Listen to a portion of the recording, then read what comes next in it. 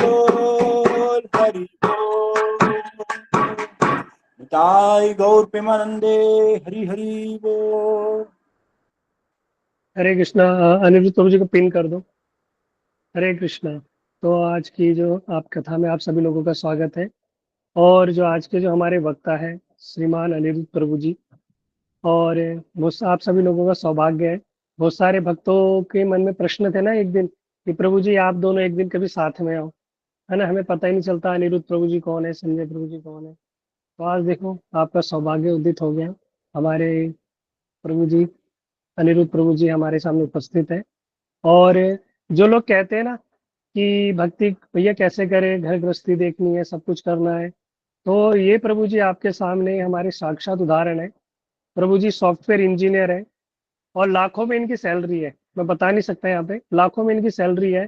तब पर भी ये साधारण रूप में अपना भजन करते हैं, गुरुदेव की सेवा करते हैं, वैष्णव की सेवा करते हैं, है ना। और इतनी सुंदर हरि कथा करते हैं, तो प्रत्यक्ष को प्रमाण की कोई आवश्यकता नहीं है। आप अब लोग अभी श्रवण कर ही सकते हो। और हर सैटरडे जो गीता क्लास होती है वही प्रभु जी ही देते हैं। और जो अभी हमारा जो कोर्स शुरू हुआ है सनातन शिक्षा, जो उसमें मेन मेंटोर है, जो आप लोगों को गाइड करते हैं, वो हमारे पूज्यपाद अनिरुद्ध प्रभु जी हैं। तो अभी उनके मुखारविंद से हम श्लोक नंबर 3 और 4 की जो व्याख्या सुनेंगे। दामोदर अष्टकम। हम प्रभु जी का स्वागत करते हैं। हरे कृष्णा। अनिरुद्ध प्रभु जी दंडवत प्रणाम।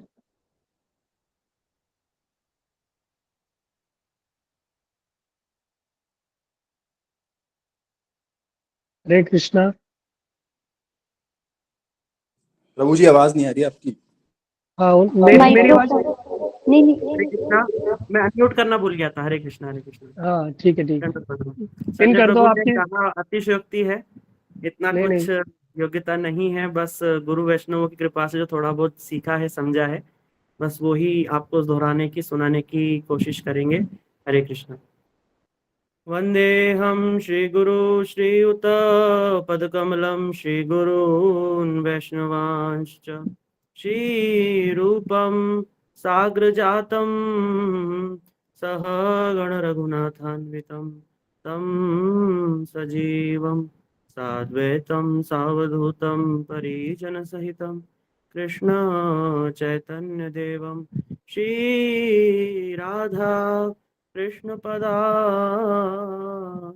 सह गणललिता श्री विशाखान्वितांश्च अज्ञानतिमिरान्धस्य ज्ञानाञ्जनशलाकया चक्षुरुन्मिलितं येन तस्मै श्रीगुरुवे नमः।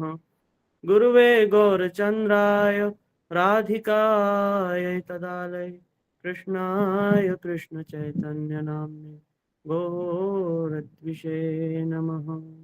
नमो महावदन्याय कृष्णप्रेम प्रदायते कृष्णाय कृष्णचैतन्यनाम्ने गौरद्विषे नमः। हे कृष्ण करुणा सिंधु दीनबंधु जगतपते गोपेश गोपिका कांत राधाकांत नमस्तुते।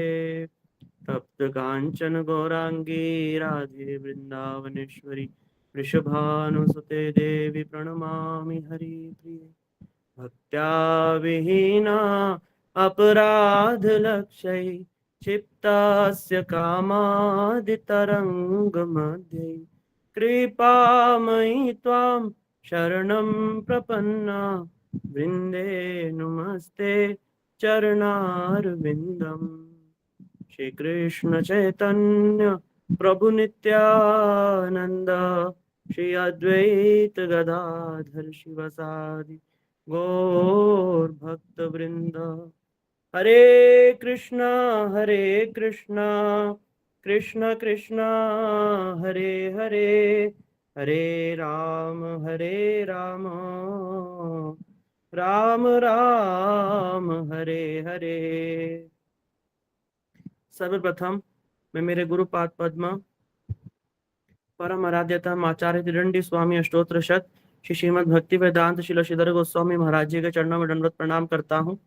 तदोपरांत नित्य लीला प्रविष्ट ओम विष्णुपाद अष्टोत्र शत श्री श्रीमद भक्ति वेदांत शिल नारायण गोस्वामी महाराज जी का भय चरणारविंदों में मैं मेरा अनंत कोटि साक्षात प्रणाम करता हूँ एवं उनकी हेतु की कृपा की वांछा करता हूँ।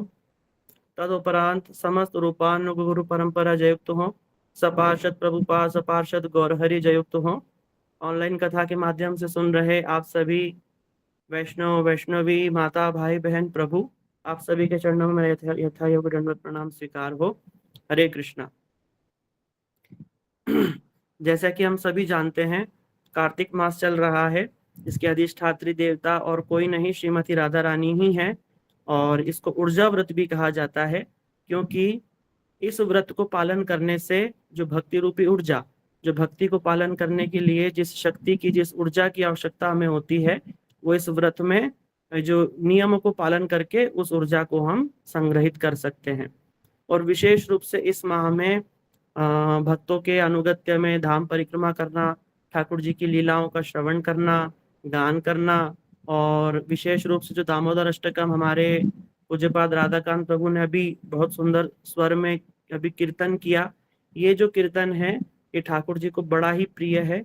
और इस ये जो महीना चल रहा है, कार्तिक का जो महीना है, इसमें इसकी और भी विशेष महिमा बढ़ जाती है। तो उसी ही क्रम में कल हमने श्रवण किया था दामोदर अष्टक का पहला और दूसरा श्लोक हमने श्रवण किया है। उसी क्रम में जो तीसरा श्लोक है, तृतीय श्लोक और चतुर्थ श्लोक, उसको आज हम श्रवण करेंगे।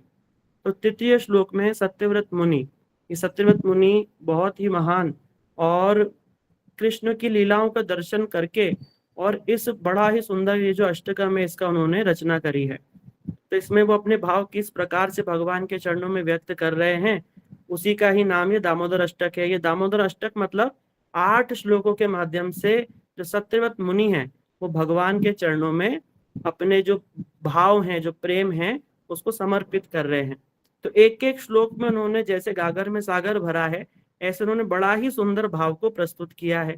तो तृतीय श्लोक में वो क्या कहते हैं, आइए हम श्रवण करते हैं।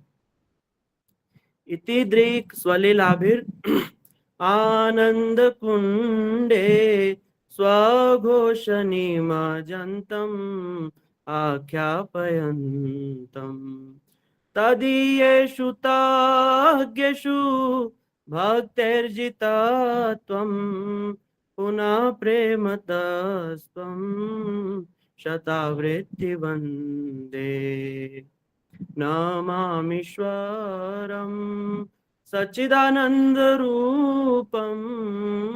लसत्कुण्डलं गोकुले भ्राजमानम्। कह रहे इति दृक्, जो इस प्रकार बहुत ही सुंदर सुंदर, विशेष रूप से जो ये अष्टक लिखा गया है ये दाम बंधन लीला, तो दाम बंधन और आदि लीलाओं के द्वारा ये जो इतनी सुंदर सुंदर परम मनोहर बाल लीलाओं के द्वारा स्वलीलाभिर माने भगवान अपने इन असाधारण क्रीड़ाओं के द्वारा क्या करते हैं, भक्तों के चित्त को मोह लेते हैं। स्वघोष निमजंतम आख्यापयंतम, स्वघोष माने जो भगवान की गोष्ठावली है, जो भगवान के साथ में जो भगवान के परिकर हैं, भगवान के सखा हैं, जो मातृवृंद आदि गोपियां हैं, उन सब के चित्त को भगवान मोह लेते हैं और आनंद रस समुद्र में उनको निमजंतम माने उनको डुबो करके रखते हैं। ये भगवान का एक बहुत ही सुंदर गुण है कि भगवान अपने भक्तों के वशीभूत होते हैं। भक्त वात्सल्य भगवान का एक ऐसा गुण है जिसके कारण आज सब हम भक्ति कर रहे हैं। सब गुण होने पर भी अगर भगवान के अंदर ये जो भक्त वत्सलता है, जो दीन बंधु हैं, जगत पते हैं, तो भगवान की जो ये जो गुण है भक्त वत्सलता, जिसमें भगवान अपने भक्तों पर वात्सल्य दिखाते हैं, अपने भक्तों पर अनुग्रह करते हैं, कृपा करते हैं। अगर भगवान हम पर कृपा ही नहीं करते तो हम कृपा की चाह भी क्यों करते। वो एक कीर्तन है ना, कृपा की जो ना होती आदत तुम्हारी तो सोनी ही रहती है अदालत तुम्हारी। ये अदालत कब तक चलेगी, जब तक भगवान कृपा करेंगे, जब तक भक्त भगवान के द्वार पर गुहार लगाएंगे। ठीक बात है ना। इसलिए जितने भी लोग जगत में भक्ति कर रहे हैं या किसी भी प्रकार से स्पिरिचुअलिटी प्रैक्टिस कर रहे हैं, उसका एकमात्र कारण यह है कि भगवान अपने भक्तों पर अनुग्रह करते हैं। ठीक है ना। तो इसी अनुग्रह का ही ये प्रतीक है जो भगवान के बड़े सुंदर ये जो प्रेमी भक्त हैं, है ना, नंद, नंद बाबा, यशोदा मैया, कृष्ण के सुंदर सुंदर सखाए हैं, ये सब के सब भगवान की इन रस भरी लीलाओं का दर्शन करना चाहते हैं। उनके दर्शन करने की इच्छा के कारण ही भगवान ये सारी लीलाओं को करते हैं। अपने भक्त को अनुग्रह करने के लिए ही भगवान ये सारी लीलाएं करते हैं। जैसे ये दाम बंधन लीला है, ये दाम बंधन लीला जो है ये दिवाली के दिन हुई है। अभी कुछ दिनों में दीपावली भी आने वाली है, हम सब बड़े हर्षोल्लास से दीपावली मनाएंगे। तो दीपावली के दिन ही ये बहुत सुंदर लीला भगवान ने करी है, जिसमें जब चारों तरफ से उलाहना आने लगा कि भैया ये जो कृष्ण है ये माखन चुराते हैं, ये मटकी फोड़ देते हैं, ये ऐसा करते हैं, वैसा करते हैं।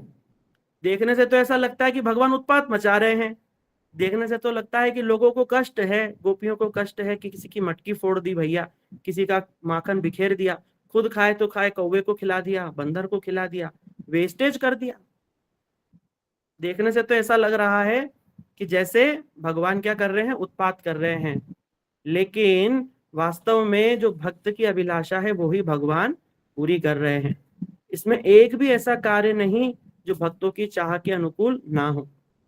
जैसे घर घर जाकर मक्खन चुराना, अब घर घर जाकर मक्खन चुराना ये भगवान तो कोई आवश्यकता नहीं है। भगवान आत्मा राम है, आप्त काम है, उनको किसी भी मक्खन की, घी की कोई आवश्यकता नहीं। लेकिन वो होने पर भी भगवान अपने भक्तों के प्रेम के वशीभूत है। प्रेम के भूखे तो भगवान अवश्य ही है। ठीक बात है ना। जैसे कोई भी कितना भी करोड़पति हो, साधारण उदाहरण लेते हैं, भलाई कितना ही उसके पास अरबों खरबों रुपया हो, लेकिन तब पर भी वो प्रेम का भूखा होता ही है। वो किसी ना किसी से तो प्रेम चाहता ही है। ठीक बात है ना, क्योंकि पैसे से प्रेम को खरीदा नहीं जा सकता। अब जितनी भी गोपियां हैं वो भगवान के इतना सुंदर जो रूप है, हाँ? सुनाक्षिकाग्रमुक्तिकम स्वच्छंद दंत पक्तिकम नवाम्बुदांग चिंकणम नमामि नंद नंदनम। इतना सुंदर भगवान का रूप है, ऐसा लगता है मानो कि जितने भी जगत का लावण्य है या लावण्य समुद्र है वो एकत्रित होकर के एक छोटे से रूप के अंदर समावेश हो गया हो। इतना सुंदर भगवान का रूप है। अब ब्रज के अंदर जितने भी ग्वाल बाल हैं, विशेष रूप से जो गोपियां हैं, जो मात्र गोपियां हैं, वो सब इच्छा करती हैं कि काश ये बालक हमारा होता। वो ब्रज की गैया और ब्रज की मैया, ये दोनों ही अभिलाषा करती हैं कि काश ये जो बालक है सुंदर, ये काश हमारा बालक होता, हम इसको गोद में खिलाते, हम इस पे लाड लड़ाते, हम इसके लिए मक्खन निकालते, इसको खिलाते, ये हमारे घर आके खाता। अब रोज रोज किसी के घर जाके तो भगवान खा नहीं सकते, तो भगवान छापा मार इच्छा पूरी करते। छापा मार कैसे, कब किसके घर जाएंगे कुछ पता नहीं। तो हर एक गोपी जो सुबेरे सुबेरे उठ करके मक्खन बनाती है, वो कोई भी अपने पति पुत्र के लिए नहीं बनाती। सबके मन में एक ही इच्छा होती है कि इस मक्खन को आकर के कौन खाए, इसको आकर के ये जो नंद का लाला है, ये जो यशोमती का लाला है, यही आकर के इसको ग्रहण करे। जैसे ब्रज का एक बड़ा सुंदर कीर्तन है, आज मेरे अंगना में आयो नंदलाल, ओ गोपाल दर्शन की प्यासी गुजरिया शाम। अंगना में आओ मेरे माखन को खाओ, मीठी मीठी हंस के दिखाओ नंदलाल, ओ गोपाल दर्शन की प्यासी गुजरिया शाम। मक्खन तो बना रही है अपने घर वालों के लिए, लेकिन मन में भाव किसके कर रही है, कृष्ण का ही भाव है कि कब आप आओगे और हमारे मक्खन को ग्रहण करके हमें अनुग्रहित करोगे। इसलिए भगवान क्या करते हैं, घर घर जा करके माखन चुरा करके खाते हैं। जिसने जितने भाव से उस दिन माखन बनाया होगा ना, सबसे बढ़िया उसी का माखन होगा, और उस दिन भगवान उसी के घर जाकर उस मक्खन को खाएंगे, चुरा करके खाएंगे। फिर वो उलाना लेकर के यशोदा मैया के पास जाएंगी।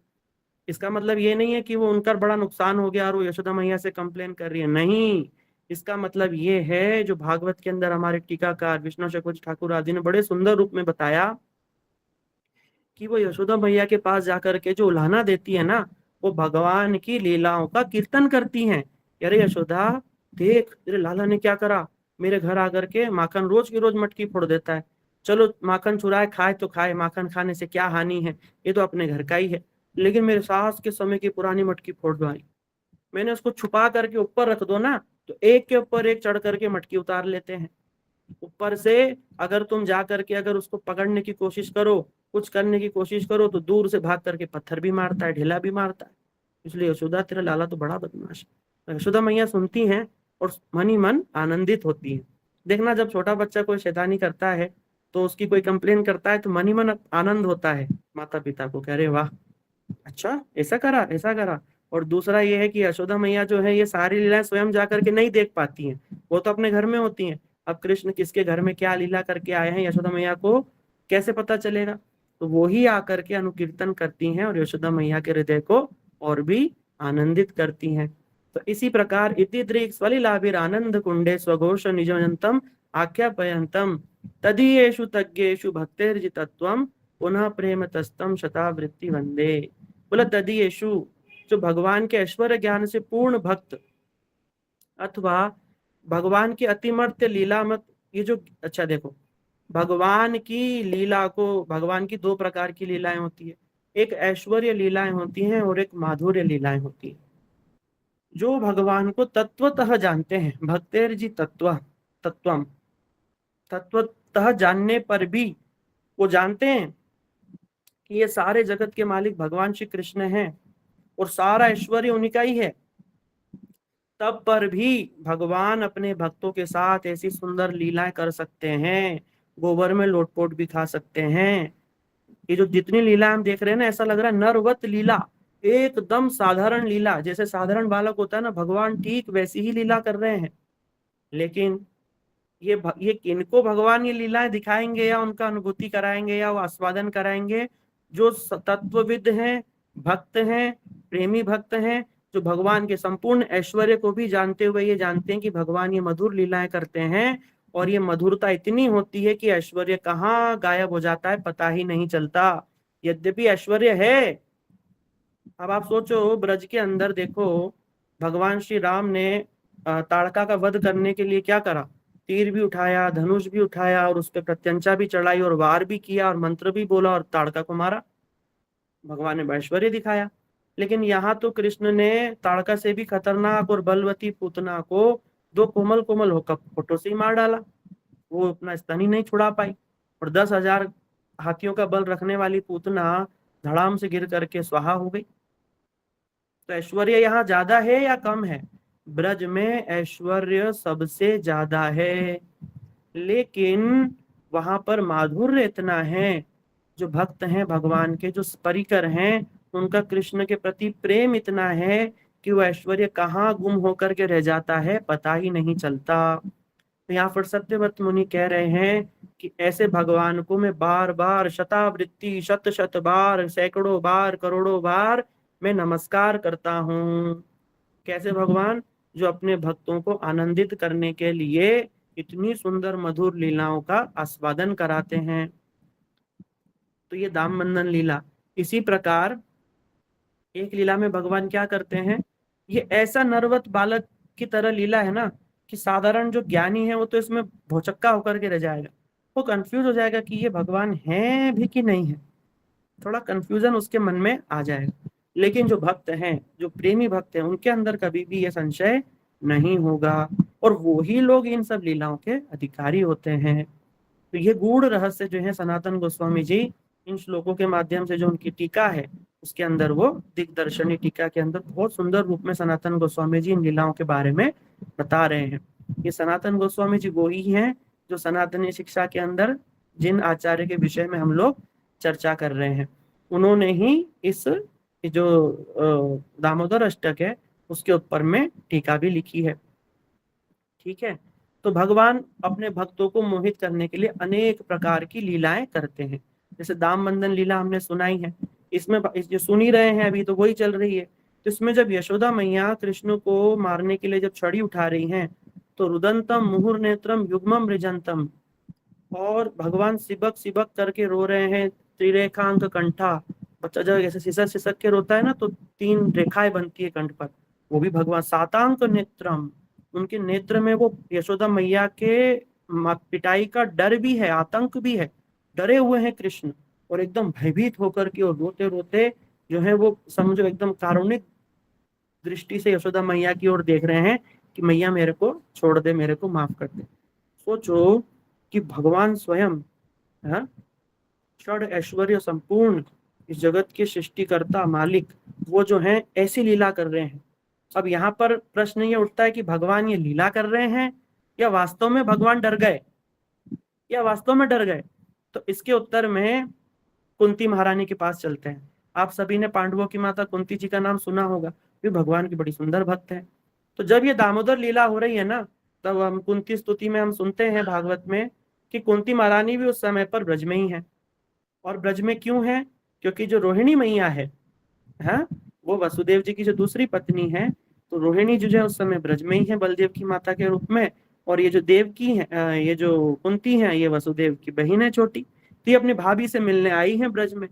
तो वहां पर कुंती महारानी कह रही है कृष्ण हो मानता होगा सारा जगत आपको ऐश्वर्यवान, पर मैं बहुत अच्छे से जानती हूँ कि उस दिन तुम, जब यशोदा मैया तुम्हारे पीछे छड़ी लेकर के दौड़ी थी, तुम अभिनय नहीं कर रहे थे कृष्ण, तुम वास्तव में डर गए थे। कृष्णाय वासुदेवाय देवकी नंदनाय च और नंद गोप कुमाराय गोविंदाय नमो नमः।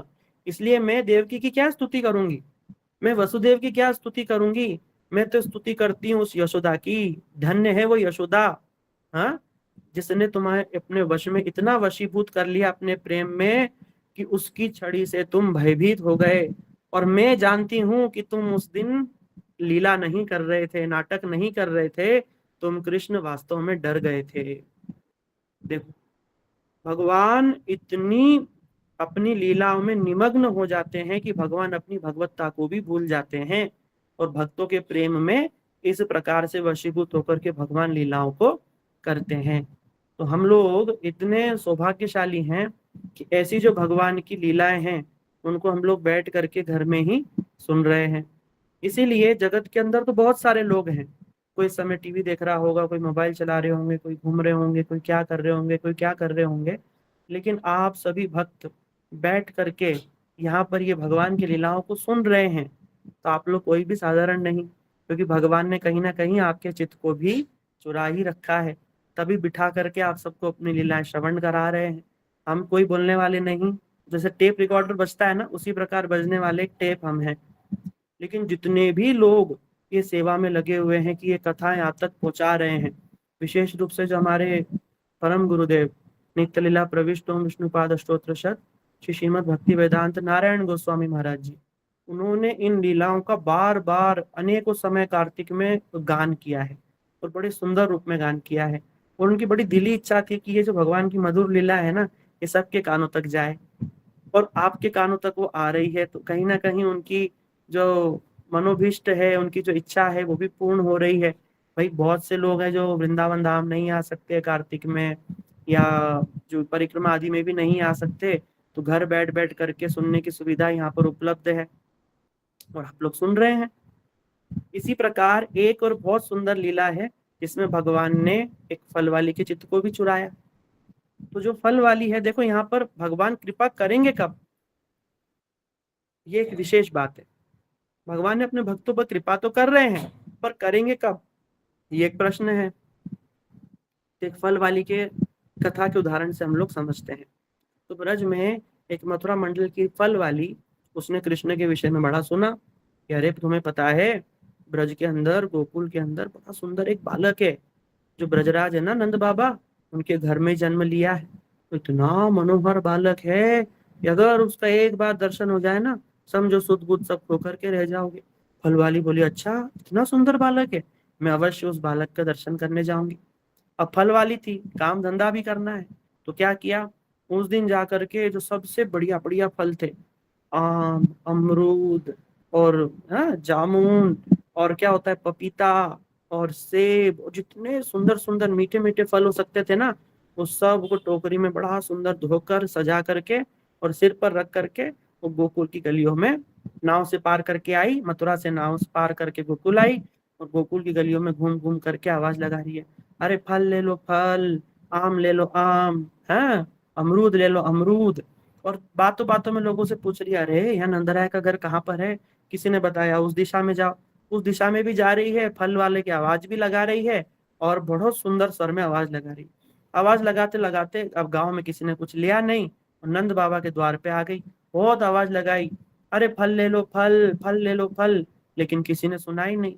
तो एक दिन तो उसका ऐसी वेस्ट चला गया, भगवान ने उसकी नहीं सुनी, अपने घर आ गई। घर आ गई, अगले दिन बोला कि अरे आज तो मेरे को तो ठाकुर जी ने कृपा ही नहीं करी। फिर अगले दिन गई, अगले दिन गई ना तो पूरे भगवान के प्रेम में आविष्ट हो गई। और आविष्ट होकर के ना कहाँ तो फल गया और कहाँ तो उसका भाव गया, और वो तो बस हाथ उठा उठा करके बोलने लगी, अरे गोपाल ले लो गोपाल, अरे मोहन ले लो मोहन, अरे गोविंद ले लो, दामोदर ले लो, माधव ले लो, ऐसे चिल्लाने लगी जोर जोर से पूरे गांव में। गांव वाले सोच रहे कि ये बुढ़िया पागल तो नहीं हो गई, कि फल बेचते बेचते क्या बेचने लगी और दोनों हाथ उठा के बोल रही है। अब आप बोलोगे दोनों हाथ उठा लिए तो टोकरी कहाँ गई? तो बताया कोई साधारण नहीं, ये ब्रज की गोपी है भाई, मथुरा में जन्म लिया है। और तो एक के ऊपर एक 6-7 मटकी रख करके नाचते गाते चली जाती है वहां पे गोपियां, वहां पे एक छोटी सी टोकरी का तो क्या ही है। वो हाथ उठा उठा करके और यही आवाज लगा रही है। सारा गांव हंस रहा है, लेकिन कोई उसके भाव को समझ नहीं पा रहा है। और वो फिर से नंद राय के द्वार पे जाकर फिर आवाज लगा, लेकिन तब पर भी भगवान ने सुना, लेकिन उस पर अनुग्रह नहीं किया। वो घर आ गई, और घर आकर के अगले दिन क्या बोलती है कि यदि आज कृष्ण ने मेरे को दर्शन नहीं दिए, मुझ पर कृपा नहीं करी, तो मैं आज अपने प्राणों को ही समाप्त कर दूंगी। इस प्राण को और धारण करने का और कोई उद्देश्य नहीं है। अगर कृष्ण का दर्शन ही नहीं हुआ, केवल कृष्ण की कथाओं को सुनने से ही उसके मन में कृष्ण के प्रति इतना प्रेम उमड़ करके आ गया। सोचो, फिर से गई है, और इस बार तो बिल्कुल संकल्प ही करके गए थे कि कृष्ण मिलेंगे तो ठीक है, नहीं तो जीवन समाप्त। अब भगवान जो है ऐसे ही भक्तों पर कृपा करते हैं।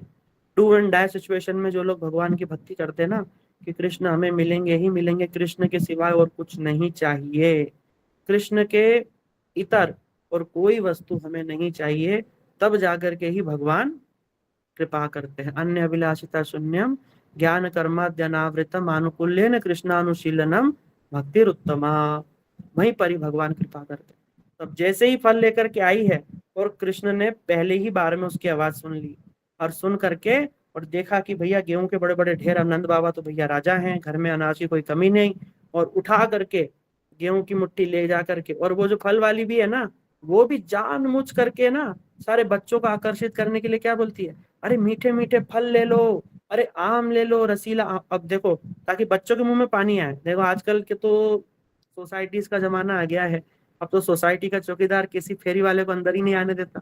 ये तो पुराने समय में आपने भी देखा होगा, हमारे भी बचपन में ऐसा ही चलता था, फेरी वाले घूमते रहते थे और अपनी जो चीज वो जो बेचना चाहते हैं ना, उसका पूरा कीर्तन करते थे। अरे देखो कितने सुंदर सेब हैं, मीठे मीठे सेब हैं। और पुराने जमाने में तो पेप्सी और कोको कोला ये सब चलता नहीं था। पुराने समय में तो ये जो मीठे मीठे फल होते थे ना, यही बड़े लुभावने होते थे बच्चों के लिए। और बच्चे इसी के लिए अपनी माँ से जिद करते थे पल्लू पकड़ के, अरे माँ मेरे को ये दिलाओ ये दिलाओ। तो फल वाली भी ऐसे जानबूझ करके अपने फलों का कीर्तन करती है कि कृष्ण और कृष्ण के सखा आए और मुझे दर्शन दें। और कृष्ण आ भी गए, और कृष्ण ने आकर के उसके मुट्ठी भर लेकर के चले थे, और जब तक फल वाली के पास पहुंचे सारे गिर गए, और बस एक कुछ दाने ही जौ के रह गए। उसको ले जा करके फल वाली को दिया, ले फल वाली मेरे को थोड़े फल तो दे दे। फल वाली बोली, भैया तू ये मोल तो तू बहुत कम लाया है।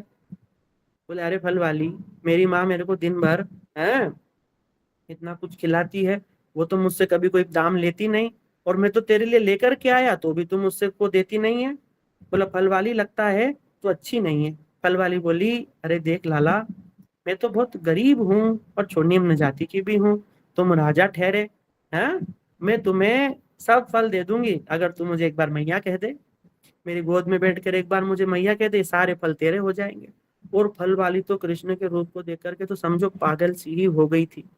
अब कृष्ण ने देखा इधर उधर कोई देख तो नहीं रहा, और यशोदा मैया सब छुप करके देख रही है अंदर से। यशोदा मैया किसी को रोक नहीं रही है कृष्ण को, क्यों? क्योंकि यशोदा मैया का नाम है यशोदा, जो सबको यश दे, जो सबको कृष्ण का प्रेम दे, सेवा दे, वही यशोदा है। यशोदा मैया अंदर से सब छुप करके देख रही है, और कृष्ण ने इधर देखा उधर देखा, और चट से फल वाली की गोदी में बैठे, छट से उसका थोड़ी पकड़ करके, मैया ओ मैया मुझे फल दे दे, और फट से उतर गए। और वो जो 2-4 दाने थे उसके टोकरी में डाल दिए। फल वाली ने भी प्रेम में आविष्ट होकर के वो जो फल थे ना, वो कृष्ण के हाथ में थमाना शुरू करे, सेब केला पपीता। अब कृष्ण का हाथ तो छोटे छोटे, कृष्ण 2.5-3 साल के बालक, अब कैसे उस फल को उठाएंगे? तो उसने क्या करा, अंजलि करा, अंजलि लेकर के कृष्ण के उसमें सारे फल डाल दिए। और वो जो टोकरी खाली करके और वो अपने टोकरी के अंदर वो कृष्ण का जो एक क्षण में गोद में बैठना और मैया पुकारना, उस भाव को समाविष्ट करके उस टोकरी में लेकर के चल पड़ी और दीवानी होकर के डोलती डोलती इधर से उधर और कहाँ गई और कहाँ गई किसी को पता ही नहीं चला।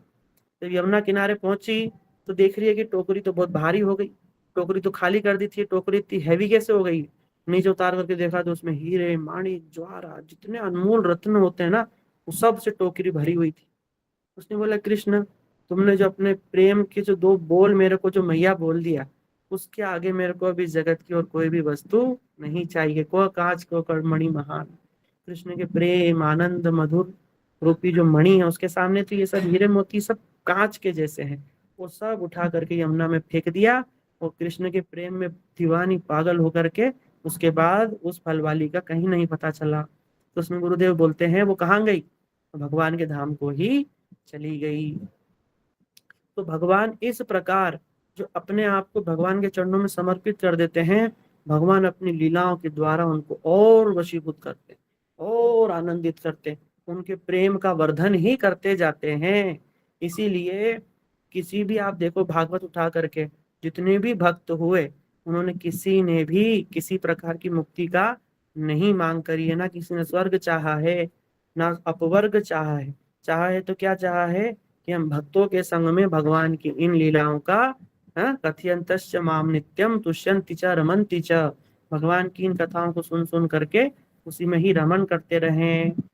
इसी क्रम में अगला श्लोक, चतुर्थ श्लोक क्या कहता है, वरम देव मोक्षम न मोक्षावधिम वा न चान्य वृणे अहम वरेशादपीह ईदन्ते वपूर्णथ गोपाल बालम सदा मे मनस्यावि रास्ताम की मन्ने। कह रहे वरम देव न मोक्षावधिम वा, कि हे प्रभु आपकी जो लीला को मैंने गान किया तो आप क्या मुझे वर देना चाहते हैं। अगर आप मुझे वर देना ही चाहते हैं तो मुझे ना मोक्ष चाहिए, ना मोक्ष से ऊपर कोई वस्तु चाहिए है, ना कोई सिद्धि चाहिए, हमें और कुछ भी नहीं चाहिए। और देना हो तो क्या दीजिए कि ये जो आपका जो ये जो बहुत सुंदर ये जो बाल स्वरूप है, बाल लीलाओं से परिपूर्ण ये जो स्वरूप है, जिसमें यशोदा मैया के डर से आप जो भयभीत होकर के और जो क्रंदन कर रहे हैं और जो मधुरता बरसा रहे हैं, ये जो छवि है ये हमारे हृदय में सदा सदा के लिए फ्रीज हो जाए। वर देना हो तो यही दीजिए, और कोई वर हमें नहीं चाहिए। अब आप सोचेंगे कि भैया वर तो कितना बढ़िया मांगा जा सकता था, भाई दिवाली आ रही है, बम्पर ऑफर मांग सकते थे, क्या नहीं मांग सकते थे, टीवी फ्रिज कूलर कूलर दुनिया भर की चीजें तो हैं संसार की, वो मांग लो, कोई पद मांग लो, कि क्या मांग लिया। अगर कोई बिल्कुल भक्ति से जुड़ा हुआ व्यक्ति नहीं होगा ना, वो अगर कहीं गलती से ये कथा यहीं से सुन ले तो उसको बोलेगा अरे कैसा पागल है। अगर कोई भगवान वर दे ही रहे, पहली बात तो देते नहीं, और अगर दे ही रहे थे तो भैया ये मांगने की क्या जरूरत थी, भाई और कुछ और ही मांग लेते, ये तो तुम्हें ऑलरेडी मिल गया था। भगवान का दर्शन भी हो रहा है, लीलाएं भी सुन रहे हो, लिख रहे हो, तो भाई ये तो मिल ही गया था, और कुछ मांग लेते। बोला नहीं, जब भगवान के बोला ना प्रतिपदम पूर्णामृता स्वादनम, बोला एक एक पद में, बोला आनंदाम बुद्धिवर्धनम, बोला ये आनंद बढ़ता ही जाता है। ऐसा लगता है जैसे पानी की जितना हम, जैसे प्यास लगी है अभी हमें, हम एक गिलास पानी पियेंगे ना तो अब प्यास कम हो जाएगी, एक गिलास और पी लेंगे तो एकदम ही कम रहेगी नहीं, और पी लिया तो खत्म, फिर बोलेंगे कि नहीं अब पानी पियेंगे ही नहीं, ऐसा हो जाएगा। लेकिन भगवान की लीला में ऐसा नहीं। भगवान की लीला में कैसा है कि जैसे जैसे इसका भक्त आस्वादन करते जाते हैं और लोभ बढ़ता जाता है, और माधुर्य, और जो इसके अंदर और चाहिए और चाहिए, इसलिए उसकी कोई सीमा ही नहीं। भगवान अपना माधुर्य और बढ़ा देते हैं, भक्त का आस्वादन और बढ़ जाता है, फिर भक्त अपना और भी माधुर्य और भगवान की भक्ति बढ़ा देता है तो भगवान अपना और माधुर्य बढ़ा, ऐसे करते करते वो अंतहीन है, इनफाइनाइट। इसलिए बोरा भैया ये जो भक्ति रस है ना, ये तो बड़ा दिव्य है। इसलिए देखो वित्रासुर, हमारे बड़े गुरु जी वित्रासुर की स्तुति इसके अंदर में भी, टीका के अंदर में भी है। वृत्रासुर जी ने भी, वृत्रासुर है तो असुर, लेकिन अंत काल में पूर्व जन्म के संस्कार होने पर अंत काल में भगवान की बड़ी सुंदर 4 श्लोकों में वंदना करी। उन वंदना के अंदर वो स्पष्ट रूप में कह रहे हैं, अहम हरे तव पादैक मूल दासानुदास भवितास्मि भूया मनस्मृतासु पतेर्गुणस्ते गृहीत बोला कर्म करो तू काया। अगले श्लोक में बोल रहे हैं, ननाक पृष्ठम न च पारमेष्टम न सार्वभौमम न रसाधिपत्यम न योग सिद्धिर पुनर्भवम वा असमंजस्वा विरय कांक्षी। बोला प्रभु मेरे को ये सब स्वर्ग अपवर्ग यहाँ तक की सिद्धि, यहाँ तक की मोक्ष भी नहीं चाहिए। मैं तो बार बार जन्म लूं, अपने कर्म के अनुसार बार बार जन्म लूं, लेकिन क्या मिले मुझे? आपके भक्तों का संग मिले, आपके भक्तों के संग में मुझे आपकी हरि कथा सुनने को मिले। मुझे मोक्ष भी नहीं चाहिए। संसार के अंदर मोक्ष बहुत बड़ी बात, चतुर्थ पुरुषार्थ मोक्ष। भाई मोक्ष मतलब आत्यांत की दुख निवृत्ति। भाई ये सुख, ये जो दुख से निवृत्ति, ये शरीर से पीछा छूटे और क्या हो जाए भैया, वो भगवान का जो ब्रह्म स्वरूप है उसी के अंदर लीन होकर के सायुज्य हो जाए। सारा जगत तो देखो, ज्ञानी लोग तो यही चाहते हैं, मुक्ति, हाँ सायुज्य। लेकिन बताया ये जो सायुज्य है ना, ये जो मोक्ष भी 2 प्रकार का है। ये मोक्ष कोई साधारण नहीं समझना, ये मोक्ष भी 2 प्रकार का होता है। इसमें बताया स्व सुख ऐश्वर्योत्तर एक प्रकार का मोक्ष है, और दूसरा बताया प्रेम सेवोत्तर। ये 2 प्रकार का मोक्ष है। जो पहला वाला बताया ना, जिसमें स्व सुख की कामना है, उसको बताया ये अच्छा नहीं, वो ठीक नहीं है, उसके अंदर सायुज्य है और ये अपराधजनक है। लेकिन भगवान जिस पर कृपा कर देते हैं वो फिर इसको छोड़ करके दूसरे वाले मोक्ष, और जिस पर भगवान अत्यंत कृपा कर दे वो तो भगवान की प्रेम लीलाओं में ही प्रविष्ट हो जाता है, उसको तो फिर ये मोक्ष वोक्ष की तो कोई आवश्यकता ही नहीं पड़ती है। जैसे जो चतुसन है वो पूर्व में यही थे, लेकिन बाद में भगवान की चरण तुलसी की जब गंध उनके नाक में जो प्रविष्ट हुई नासिका से, तो भगवान के रूप और उनके ऐश्वर्य को देख करके एकदम आनंदित हो गए। तब जाकर के वो वैसे वाले फिर ज्ञानी बने जिनकी आज हम स्तुति करते हैं। ठीक है ना। और ये जो मोक्ष है फिर ये और भी प्रकार के होते हैं, सालोक्य होता है, सामीप्य होता है, और एक होता है जिसमें साष्टी होता है, जिसमें भगवान के समान ऐश्वर्य हो जाता है। अनेकों प्रकार के फिर ये मोक्ष है। लेकिन जो भक्त हैं, जो मुक्ति है इस अनेकों प्रकार की है, लेकिन जो भक्त हैं वो ये सब नहीं चाह करके वो हर समय क्या चाहते हैं कि हम भगवान के धाम में, भगवान की लीलाओं में प्रविष्ट होकर के भगवान की लीलाओं का आस्वादन करें। यही भक्तों की चाह होती है, और उसमें भी विशेष रूप से अनुगत्य में वो सेवा करने की इच्छा करते हैं। शुद्ध भक्त, अनेकों प्रकार के भक्त होते हैं, ज्ञानी भक्त भी होते हैं, शुद्ध होते हैं, प्रेमी होते हैं, प्रेमात्पर होते हैं, है ना, प्रेमातुर होते हैं। इस अनेकों प्रकार के भक्त हैं। उनकी जो पराकाष्ठा है वो फिर गोपियां हैं। फिर गोपियों को तो कभी कभी बोला भक्ति नहीं है गोपियां कौन है? वो तो समझो एक प्रकार से साध्य है, उस अवस्था को प्राप्त करना साध्य होता है, क्योंकि वो गोपियों के वशीभूत जितने भगवान है वो फिर और किसी के वशीभूत आज तक नहीं हुए हैं। जिस प्रकार एक इशारे पर है, जैसे इसके पहले भी हमने श्रवण किया, जो ब्रज में करने अनेकों प्रकार की गोपियां, एक तो जो कृष्ण की जो मधुर लीला वाली गोपियां भी हैं, और एक मातृ स्वभाव वाली गोपियां भी हैं जो यशोदा मैया की परिकर आदि, तो वो कृष्ण उनसे भी बहुत वशीभूत है। गोपियां जो है कृष्ण को थोड़ा सा लालच दे करके कुछ भी करा लेती, थोड़ा सा लालच। आप देखो है तो वही भगवान ना, जिसके लिए स्वाहा स्वाहा करके लोग यज्ञ करते हैं, जिसके लिए योगी जो है इतना अष्टांग योग प्राणायाम भू भा करते रहते।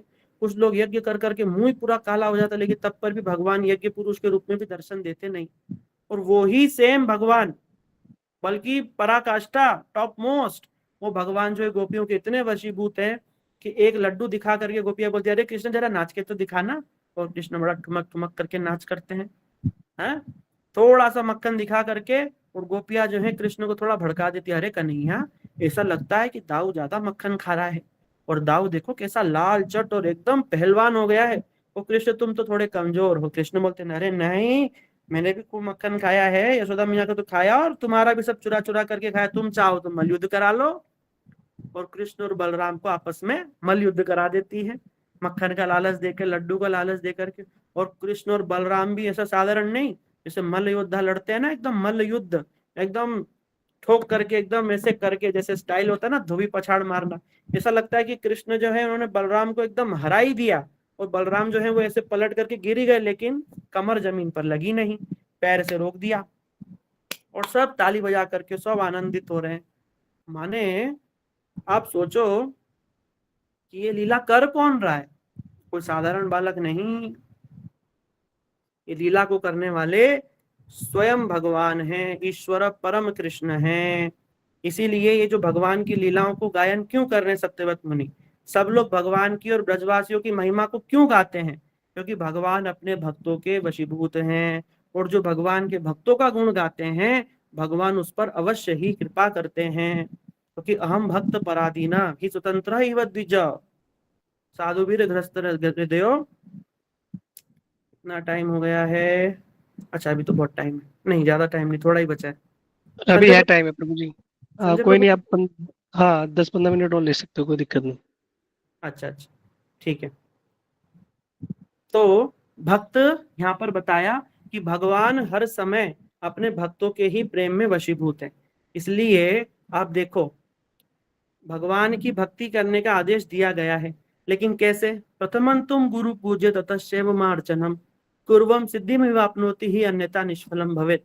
क्या करो? पहले जाओ और गुरु वैष्णवों की सेवा करो। क्यों? क्योंकि भगवान उनके वशीभूत हैं, भगवान उनके वशीभूत हैं, और वो जिस पर कृपा करेंगे भगवान उसी पर ही कृपा करेंगे। हाँ, साधुनाम हृदयम मह्यम साधुनाम हृदयम तनम, उनके बिना मैं किसी को नहीं जानता, वे मेरे बिना किसी को नहीं जानते। ये बहुत स्पष्ट बात है भैया।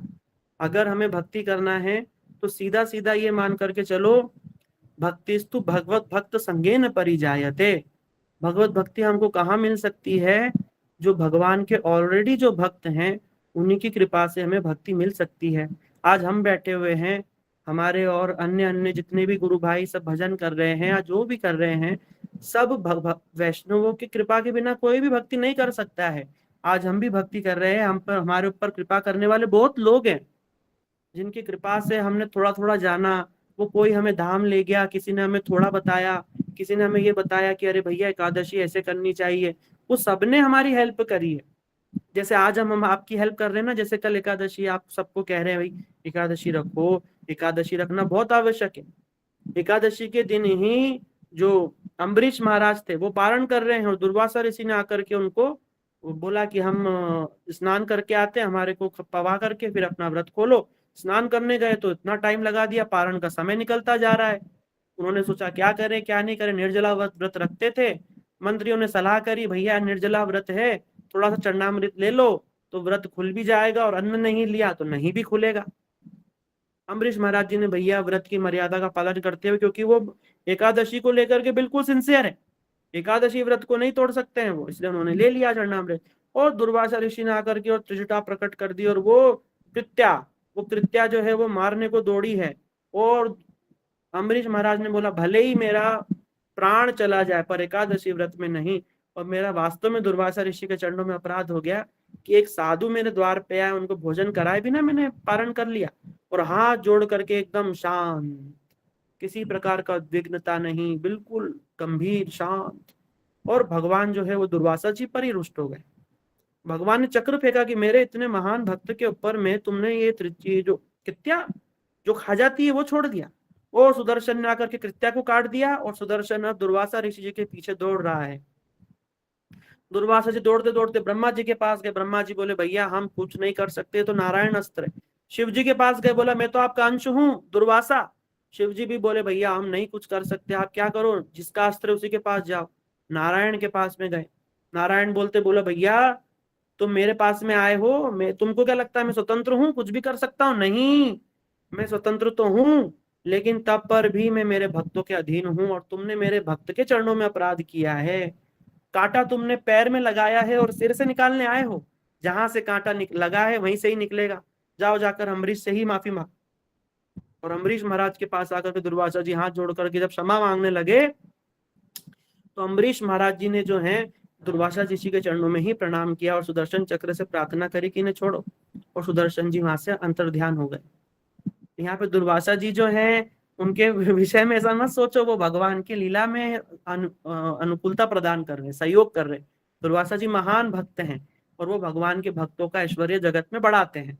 अगर दुर्वासा जी ऐसा नहीं करते तो आज हम अम्बरीश महाराज जी कथा सुनते क्या? नहीं ना। इसीलिए तो एकादशी की इतनी महिमा है, लेकिन ये एकादशी की महिमा सुनने को कहाँ मिल रही है? भक्तों के पास में सुनने को मिल रही है। इसीलिए देखो कि ये जो सत्यव्रत मुनि है या फिर वृत्रासुर हैं या फिर भागवत के अंदर चाहे ध्रुव स्तुति हो, प्रहलाद स्तुति हो, कुंती स्तुति हो, भीष्म स्तुति हो, जितनी भी स्तुतियां हैं सबके अंदर भगवान के भक्तों की ही महिमा गाई हुई है। यहाँ तक कि गोपियां भी भूरिदा जना कह करके जो ये पोथी दबा करके भगवान की भागवत की और आकर के जन जन में भगवान की कथाओं को सुनाते हैं, गोपियों तक ने भगवान की कथा और ये भूरिदा जना उनका गान करने वालों की भूरी भूरी प्रशंसा करी है। इसीलिए ये भक्ति कहाँ मिलने वाली है? ये भक्ति मिलेगी भगवत भक्तों के संग में, संग में और संघ में ये भक्ति बनी रहेगी। इसलिए हमको भक्तों का संग करना है और भक्तों के संग में रहना है, एकजुट होकर के रहना है, क्योंकि एकजुट होकर के रहेंगे तभी एक दूसरे को ऊपर उठा करके भक्ति में आगे बढ़ा करके हम लोग धीरे धीरे भगवत मार्ग पे आगे बढ़ सकते हैं। तो यहाँ पर जो सत्यव्रत मुनि ने भगवान की बड़ी सुंदर सुंदर स्तुति करी, उसी में ही ये जो 2 श्लोक आज हमने श्रवण किए, सार स्वरूप हम क्या जानेंगे? सार स्वरूप हम ये जानेंगे कि भैया भगवान की लीलाओं का दर्शन कौन कर सकता है? जो भगवान के पूरे तत्व को तत्वतः जाने और भगवान के ऐश्वर्य को समझते हुए, मधुरता की महिमा को जानते हुए इन लीलाओं को श्रवण करेगा, तब वो वास्तविकता में भगवान की लीलाओं को थोड़ा थोड़ा जान पाएगा। लेकिन उसके लिए हमें क्या करना होगा? इसके लिए हमें करने के लिए हमारे श्री रूप गोस्वामी जी ने बड़ा सुंदर एक श्लोक दिया है। बोला क्या करो? तन नाम रूप चरितादि सुकीर्तनान स्मृत्यो नियोज्य क्रमेण मानसी नियोज्य। क्या करो? क्रम के द्वारा गुण नाम रूप और गुण का चिंतन करो, भगवान का नाम करो। हरे कृष्ण कृष्ण कृष्ण हरे हरे, हरे राम राम राम हरे हरे। तिष्ठन भजे तदानुरागी जनानुगामी कालम नयेद अखिल मत्यम उपदेश सारम। कह रहे क्या करो? एक स्थान पे रह करके, ब्रज में रह करके ऐसे भगवान के प्रेमी भक्तों के समक्ष बैठ करके इन लीलाओं को श्रवण करो और भगवान का नाम रूप गुण का चिंतन करो, उन्हीं लीलाओं में प्रविष्ट हो जाओगे एक दिन। इतना आसान और इतना सुंदर उपाय श्री रूप गोस्वामी जी ने उपदेशामृत में बताया। लेकिन ये नाम कैसे करना है? 4 गुणी हैया ये भगवान का नाम करो। 4 गुण कौन से हैं? तृणादपि सुनिचेन तरोरपि सहिष्णु नाम। हम आप सबसे प्रार्थना करेंगे, जो भी नए व्यक्ति हैं, जो पुराने हैं वो तो सब जानते ही हैं, ये चैतन्य महाप्रभु का शिक्षाष्टकम है, लेकिन ये बड़ा सुंदर श्लोक है। तृणादपि सुनिचेन तरोरपि सहिष्णु नाम अमानी नाम मानदेन कीर्तनिया सदा हरि। तृण से भी अधिक दीनहीन, अपने आप को बिल्कुल दीनहीन समझना, कभी किसी चीज का अहंकार हमें नहीं करना चाहिए, साधारण जगत में भी नहीं करना चाहिए, तो भक्ति में तो बहुत बड़ी बात है। हाँ, बोला तृण से भी अधिक। भाई घास से भी कैसे? तो घास के ऊपर पैर रखते हैं ना, वो दब जाती है, लेकिन थोड़ी देर बाद फिर खड़ी हो जाती है। बोला हमें ऐसा नहीं होना, हमें क्या होना है? दीनहीन होना है। और तरोरपि सहिष्णु नाम, और सहिष्णुता, थोड़ी सहनशीलता को बढ़ाना है। जैसे पेड़ को पत्थर मारो तो फल देता है? और हमें क्या है? सहिष्णुता बढ़ानी होगी। सहिष्णुता नहीं रहेगी तो फिर डिप्रेशन, हाइपरटेंशन आएगा, चाहे जगत हो चाहे कोई सा भी हो। सहिष्णुता होना, अमानी, स्वयं मान की इच्छा नहीं करना और दूसरों को मान देना। जो ये 4 गुणों का पालन करता है और 4 नियमों का। 4 नियम कौन से? द्युतम पानम स्त्रियम सुना, जुआ नहीं खेलना, नशा नहीं करना, मांस मदिरा नहीं खाना, अवैध रूप में स्त्री पुरुष संग नहीं करना। ये 4 नियमों का पालन करे और ये जो बताए 4, इनको अगर अपने जीवन में उतारे और एकादशी और थोड़ा साधु संग, अवश्य में ही उसको थोड़े ही दिनों में अपने जीवन के अंदर बहुत बड़ा बदलाव देखने को मिलेगा। तो इन कथाओं का यही सार है कि भैया भगवान के भक्तों के संग में भगवान की भक्ति को हमें करना चाहिए और इन लीलाओं को सुनते रहिए। अभी आज हमने कुछ लीला का वर्णन किया है, आगे और भक्त भी करेंगे, और इन्हीं को सुनते रहिए, सुनाते रहिए। आप सुनाइए भी, सुनिए भी और दूसरों को सुनाइए भी। कार्तिक महीना है, भगवान कहते हैं कि जो मेरा ये कीर्ति गान जगत में करते हैं मेरे को अत्यंत प्रिय है। तो आप भी भगवान के प्रिय बनिए, अच्छे से सुनिए और फिर अच्छे से सुनाइए। ठीक है, तो हम भी हाथ जोड़ करके सत्यव्रत मुनि, हाँ, भगवान श्री दामोदर, यशोदा मैया, राधा दामोदर भगवान, सबके चरणों में प्रार्थना करते हैं, विशेष रूप से गुरुवर्ग और मेरे गुरुदेव और जितने भी वैष्णव यहाँ सुन रहे हैं। माना कि इतना नहीं जानने पर त्रुटि होने की संभावना अवश्य है, क्योंकि इतना ज्यादा ज्ञान भी नहीं, हाँ, ज्ञानहीन गुणहीन रूपहीन भाव, किसी भी प्रकार से कोई गुण नहीं, लेकिन तब पर भी आप सब वैष्णव हैं। अगर थोड़ी बहुत कहीं त्रुटि हो गई हो, किसी प्रकार की गलती हो गई हो, तो आपसे हम हाथ जोड़ करके क्षमा प्रार्थी हैं। लेकिन अगर कुछ भी अच्छा लगा हो, थोड़ा सा भी हम गान कर पाए हो भगवान की लीला का, तो आप सब हम पर कृपा करना और भगवान से प्रार्थना करना कि हमारी भक्ति हो और गुरु वैष्णव के चरणों में प्रीति हो। इसी के साथ में वाणी को विराम देते हैं।